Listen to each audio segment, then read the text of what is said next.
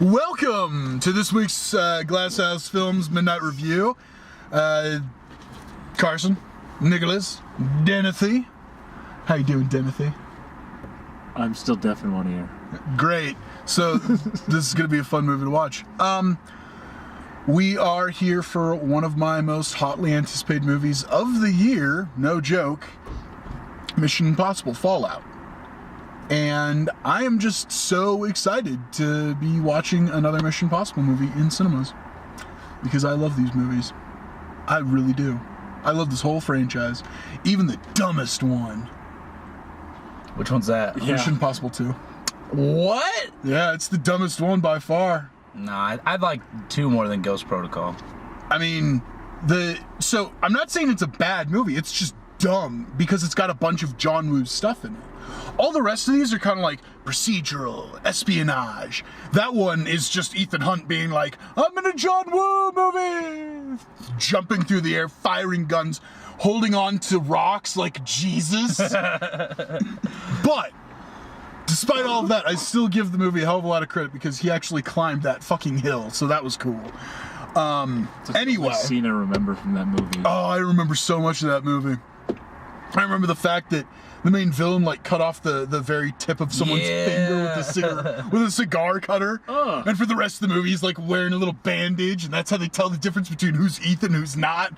I remember a lot about too. I feel like the excessive use of the masks. Oh, everybody's God. in a mask. The second one where it starts with Ethan Hunt in the plane, but it's the villain. I will say, in a way, the second one is the most realistic of any of them. Because if you had that kind of technology to just be someone else, masks you on would be masks doing on it masks. all the time. I mean, that's the most realistic part of Machete 2.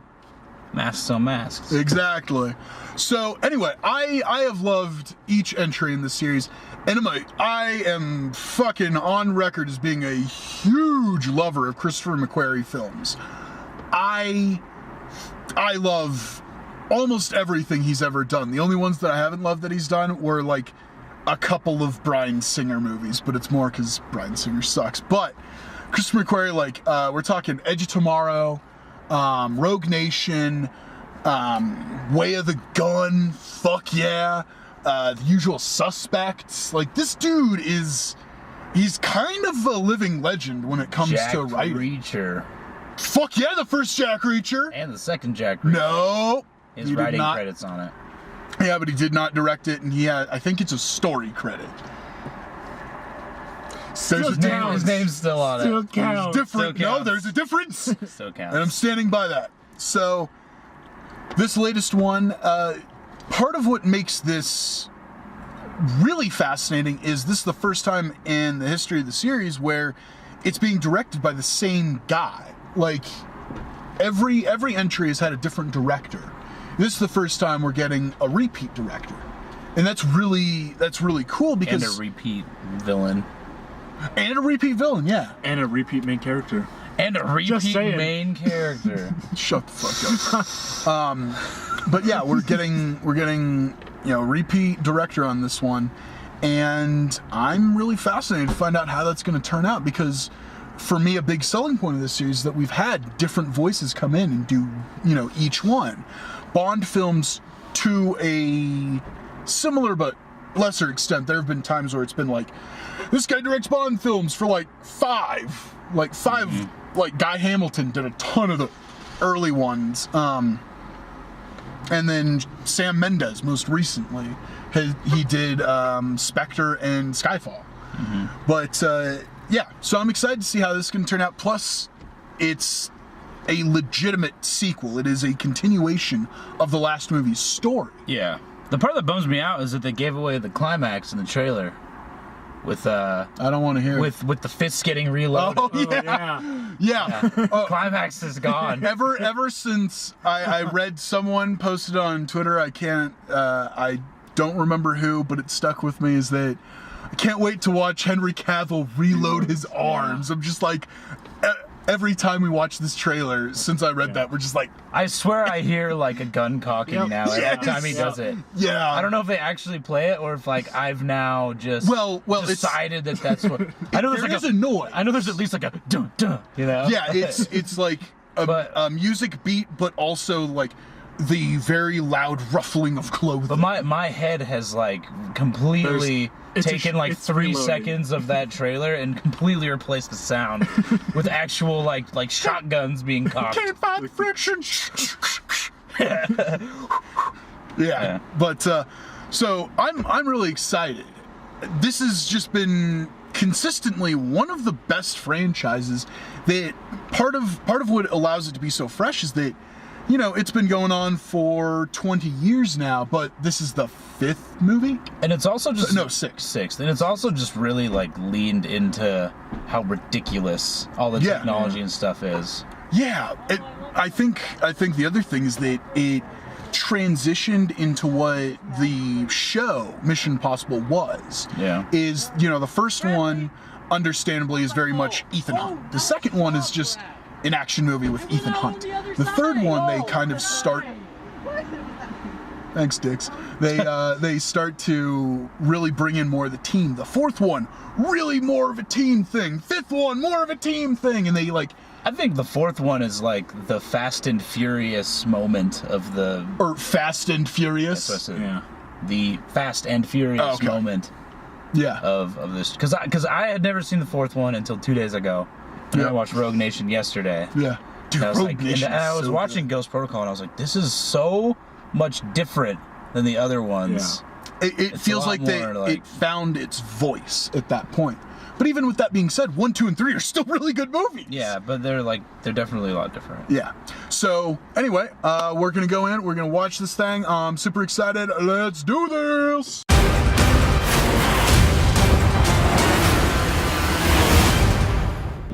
We're back from, man, one of the best movies of the year so far. Like, no doubt. No doubt. That was really intense. It was. That was really intense. It was good. That was really, really good and very intense. Yeah. I'm kind of blown away by just the consistency of this franchise, you know? No lull. It's like consistently good. And this one is no exception, and I think it's the best one of the franchise yet. And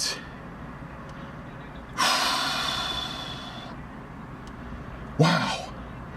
I gotta say, there is a sequence in this film that, man, it blows a lot of other oneers right out of the fucking water. It's real. Not only is a oneer difficult, but a oneer in the sky. I mean, come on.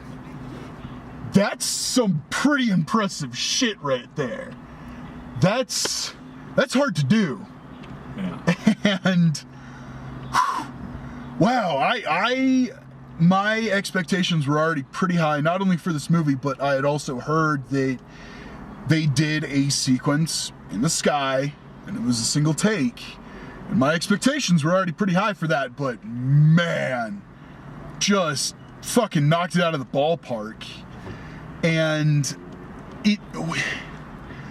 what I find not only interesting about the Mission Impossible movies, but how Christopher McQuarrie writes action and how he writes set pieces, is that he's really good at making the film feel like it's non-stop action. And it really was. Yeah, there wasn't... But he also knows, like, almost a fucking science, exactly how much time between each action sequence to give you to breathe, to get some more story, and to move on to the next one. And it's efficient. And man, it's just like, wow, cool. I get to watch one of the best working directors put out another movie. That's great. I love when that happens. What do you guys think? I really liked it. It's my solid. favorite so far. Yeah, I think so too. Yeah.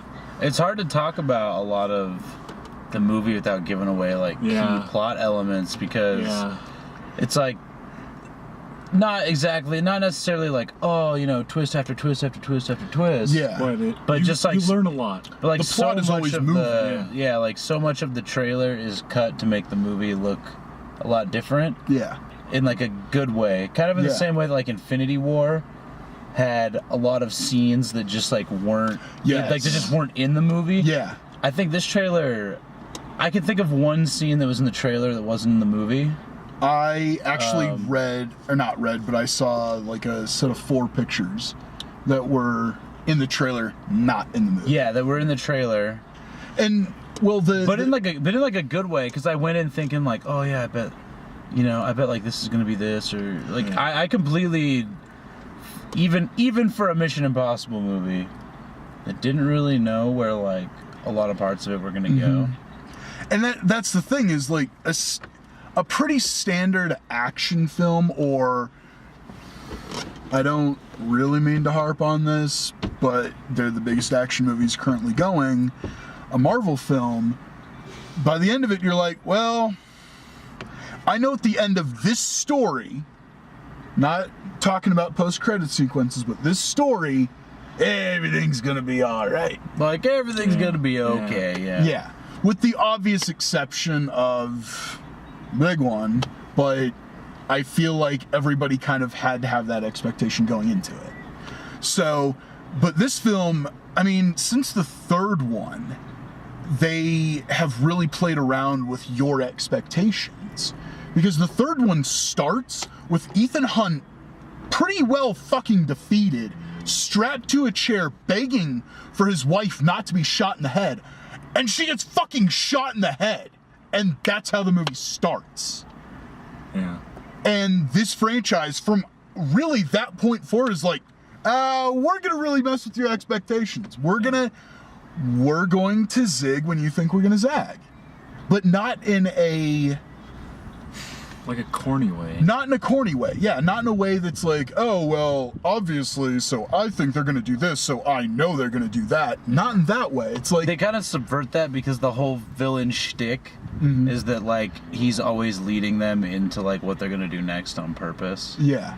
So it's kind of like, even if you do go like, oh, well, I think this is gonna happen, but really this is gonna happen, the whole, like, shtick is that, yeah, like, that's what the villain fucking does, is, like, he makes... Yeah. That's, like, his thing. Yeah, and I think That's his shtick. It's really funny, with most of these movies, it really isn't a battle between Ethan or IMF and the later ones, you know, straight brawn versus the villain's brawn.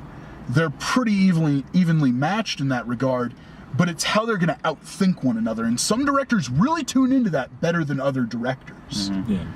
And I think Christopher McQuarrie is one of the best that's just like, I know how to make this franchise work better than anyone previously. And I'm like, fuck, as much as I want another guy or woman, another person, because honestly, I wouldn't mind if like Catherine Bigelow did one of these. You know who I'm talking about. Hurt Locker, right? Oh. Point Break as well. Oh, okay. I mean, come on, she's a pretty fucking phenomenal action director. Or Lexi Alexander would be another one. Fuck, I'd want to see one of them take this next. But whoever takes it next, I'm like, okay, I'm really interested in what direction you're gonna go in.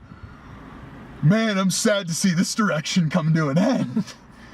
I mean, I gotta say,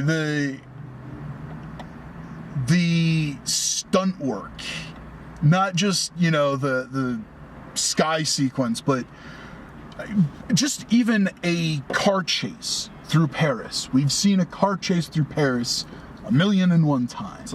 It's a staple in every action movie. It really is. G.I. Joe has it. G.I. Joe, The Rise of Cobra has it. A train? Yeah, because they have the suits. Yeah. But I know how, through the excellent writing and direction and just, you know, trust in the stunt team to pull this shit off. It takes a lot to make a sequence like the chase sequences, like any of the fight sequences, work. Because we've seen no action set piece in this film is something we have never seen before. We've really seen for the most part, yeah. Like, however, it's all in the presentation. The presentation is what kicks it up a notch. Yeah. So it really takes it to refreshes it. Flavor Town. it really takes its goddamn Flavor Town, motherfucker. And I was also pretty blown away by like the gravitas of the actors. Like they managed to pull off acting quite well. They're all like. It's almost like they've been playing the same characters for 4+ It's almost like they movies. got it down almost. Yeah. It's almost like they're the same characters. I love team movies. I hate putting the team together movies most of the time. Yeah, I mean, Mission Impossible kind of like they just bring people in and then just decide when they don't want to bring them back. Like, yeah, they're like, okay, these are the guys. They know how to do it. Like, there's zero mention of like Jeremy Renner at all. Yeah. His character, he's not mentioned. He retired, went to Wyoming, and now he's solving like indigenous people's murder cases out there. pretty much. Wind River, for those of you that don't catch the reference, great movie by the way. Yeah, but I mean, he's not in it at all. Yeah. And then you get a lot of, I mean, you get most of the people back from the last movie. Just the core group. Yeah, the core group. The core group. I mean, you really only have, if you really think about it, there's only a core 2.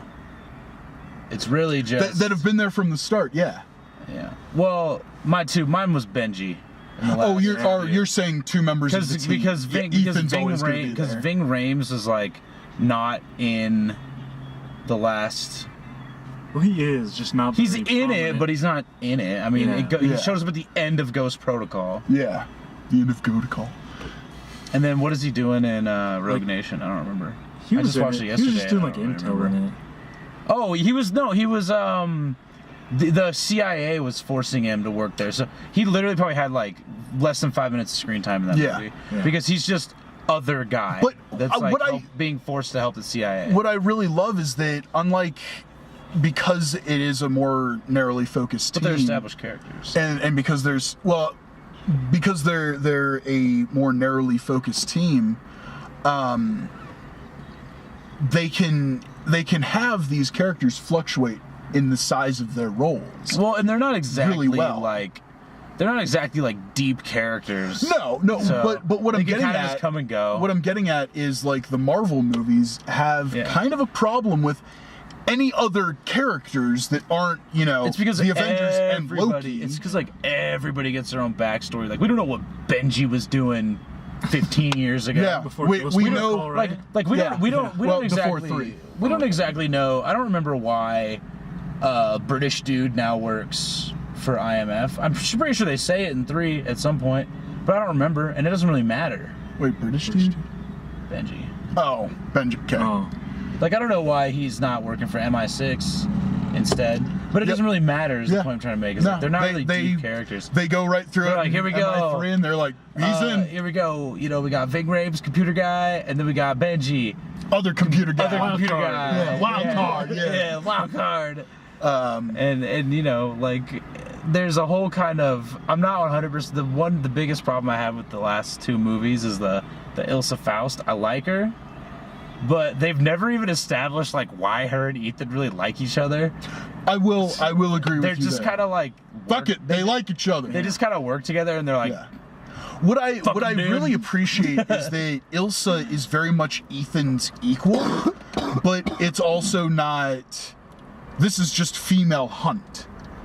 She can fucking hold her own. Yeah. And she does a great job of it. But it also, gotta say, it was kind of worth it to put up with Henry Cavill's weird lip in Justice League for his character to be in this movie. I'm just. Is that why he has? Is that why? That's why, because he That's what wouldn't I shave heard. his mustache. Yep. I mean, Although in a few parts, I'm like, You know, if he weird. wasn't so fucking huge, he could probably do a pretty good Freddie Mercury. If Freddie Mercury was like 6'5" or something. Yeah. Rhapsody 2. If Freddie Mercury was an absolute unit of a man. But yeah, just fuck. Every part of this movie just worked, and it worked incredibly well. Man, it was a fulfilling time at the theater. I'm just cinematically, that was a delicious meal. It didn't feel like almost 3 hours. Right? Fuck. It was really well paced. Yeah. And before we go, I definitely got to say, my new most anticipated movie of the year is definitely Overlord. Overlord, I was gonna say. Fuck! So the first time, when that trailer first came out, I'm like, ooh, World War II horror movie, you say? I'm in. Watch the trailer up until you see a flamethrower, and I told both of you this, I'm like, flamethrower in a movie? Sold. Turn the trailer off. Today, was kind of forced to watch the whole trailer, and now I'm like, oh, be still my heart. This is gonna be something. I also gotta say, well, on the topic of trailers, Aquaman trailer, horrible trailer. Movie looks fun. Movie looks real fun. I'm in. It's so weird. I'm not in yet. I'm a big part of that, I will say, is just James Wan. He's doing it. I'm in. I just hate that blue filter, and I get it. They're underwater. They're in the ocean. I don't care. I can suspend my disbelief. Get rid of the stupid fucking DC filter. And Get then your dollar store, like, shitty Minority Report filter out of these fucking movies. along with that, My dad was a lighthouse keeper. My mother was a mermaid. was a mermaid. I know, but It's like, I also gotta say, somehow I'm a bro. total bro. Fuck. Also, Predator, terrible trailer. I am so stoked for How that many movie. times did they show a predator yelling, doing the exact same pose? Oh. They even mirrored it like a couple Yeah, times. I'm like, that is a god awful trailer. Yeah. Woo! Shane Black, Fred Decker writing a movie with Shane Black directing. I am in. I'm in on that. More than I am on Aquaman. yeah. I'm not convinced. I don't know how long I can handle like, well, I'm totally like under the water and I'm the king of Atlantis, I think, bro. Gotta love redheads, man. Gotta love redheads. You give a terrible speech, but I'm in, yo. But I'm in, y'all. Oh, look, the lasso of truth. This movie fucking sucks. Oh man, that was kind of the best part of Justice League. Yeah. And we're like two of the few people that are like, Justice League was alright. Justice League was alright. You know what? was It's just okay. different. Fuck, it was different. I'll take different at this point. I'm just Just- waiting for the Jaegers in Aquaman. Oh yeah. Fuck yeah. The Jaegers. Yeah. Oh my god. Gypsy Danger's here. You know the biggest, the one trailer I was like, nobody asked for this was Bumblebee. Yeah. True. I thought it was a Herbie Fully Loaded remake. I straight up Oh, thought it was. everybody along. Yeah, Okay, yeah. so everybody I was along like, our Herbie. row was like Yeah. Herbie. Everybody along your row were they like Herbie. I just think, well, the girl next to me was just kind of like, I don't think they need to make another one of those. Like, she sounds like the guy she was there with. You know what? And Yeah. I was like, true dad. Yeah. I wanted to shake her hand and be like, thank you. Thank you for your service. Thank you. Yeah. But I'm also kind of totally into it. I just, here's the like, thing. I really like give it to me, Daddy. I like Shia LaBeouf Transformers. I Yep. like his character. Yeah. I don't want this prequel movie to come out and cheapen him and Bumblebee's relationship by having him with some other driver. Some bitch coming you in, said- you ripping said- these bros Yeah, apart. you said you had no drivers before me, Bumblebee. Like, Try not to have any drivers sit in your driver's Yeah. seat on the way to the fucking parking lot. yeah. You had 36 drivers. Hey, you get back here. Yeah. But yeah, I agree. Man, that just looks like a fun 80s inspired adventure movie with robots. And I'm kind of in. Plus, I think the only thing 80s looking about it is Bumblebee. Everything else. are you sure about that? Everything else. Decepticon was like a brand new. Yeah, It was like, what? It was clearly just like a raptor. Yeah. So like, when did I don't know. Give me Mount St. Helens erupting, and that wakes up the Transformers. Yeah. I want the original. Oh, yes. Yeah. But also, give me a Beast Wars movie. Stop giving me Transformer stuff. Give me Beast Wars. Yes, but also, I mean, we got some John Cena going around. Give me Tarantulas. I did see Give me that. Scorponok. Yeah, but like. Give me Optimus Prime Mole. Yep. Weren't there like? There was Can like Optimus a Beast Prime Wars? at least just say that's just Prime in one of the movies? Ooh. You know what? Give me We haven't seen the fifth one. He might. Maybe he does, but he probably. But we don't I feel have like a lifetime to put into that movie. Yeah, I still haven't woken up from the fourth Transformer. This is a very deep inception This is hole a very here. long dream I've been in. But yes, please go see Mission Impossible Fallout at your local cinema ASAP. This movie deserves your money. Support the Church of Scientology. Support the Church of Scientology, by y'all. watching this movie. And Xenu, we trust. Yeah, take away my bad feelings. Space Jesus. Yes, purify my soul. And this has been another Midnight Review presented by Glasses Films. YouTube.com/GlassFilmsHouse. Facebook.com/GlassHouseFilms. And Twitter @GlassHouseFilms. It's been Nick, Carson, Wait, what? Den.